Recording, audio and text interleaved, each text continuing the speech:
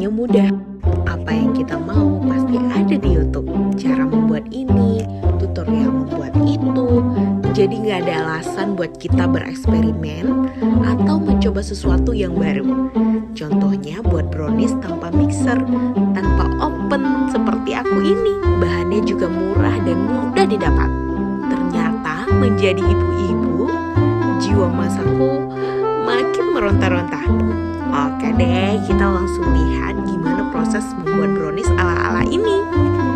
Ada tepung terigu, kemudian coklatos 2 saset, susu, telur 2 butir, minyak goreng 1 gelas kecil, dan gula secukupnya.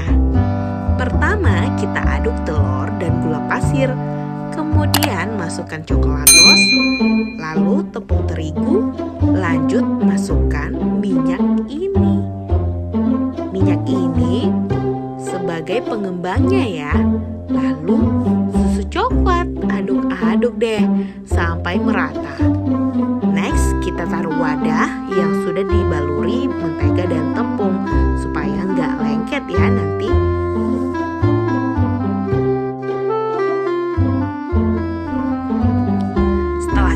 Kita langsung kukus aja deh. Tunggu beberapa saat dengan api kecil. Taram, alhamdulillah, kue browniesnya sudah jadi. Kita kasih topping biar tambah enak.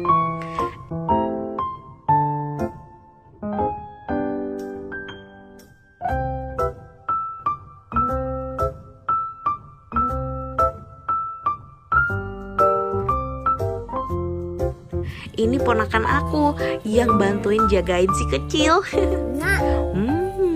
Yummy. Teksturnya juga lembut banget. Cocok disantap bareng keluarga tercinta. Selamat mencoba guys. Terima kasih sudah menonton video ini. Saya Wirma Ardiani. Wassalamualaikum warahmatullahi wabarakatuh. Rasanya juga mantul, nggak kalah sama yang dijual di luar. Icip di rumah bersama dengan anak-anak. Masya Allah, luar biasa kan? Ada yang suka kan? Oke, thank you. Bye-bye.